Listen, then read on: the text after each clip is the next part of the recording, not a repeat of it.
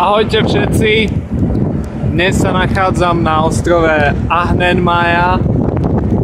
Je to ostrov, ktorý leží v Švédsku a moja loď tu kotví, aby vyzdvihla ďalších pasažierov.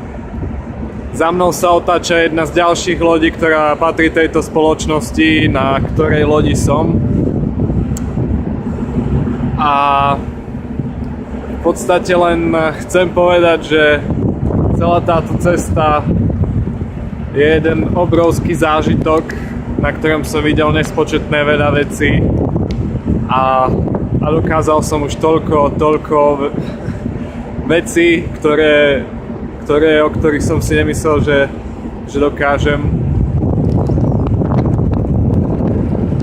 Že je len škoda, že to všetko má vlastne na svedomí viacero príčin a že pár ľudí tu bohužiaľ dnes so mnou nie je. Takže ich chcem všetkých pozdraviť a poďakovať im za to, že mi pomohli a že ma istým spôsobom aj na túto cestu dostali.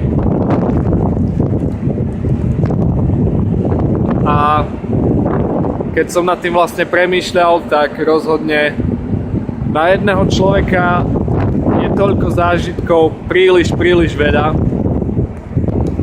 A v budúcnosti určite už takúto cestu sám nespravím, ale určite ju budem robiť s niekým, s kým sa potom budem môcť podeliť so svojimi zážitkami. Sám by som dúfal, že by som túto cestu naozaj spravil s niekým, koho dobre poznám.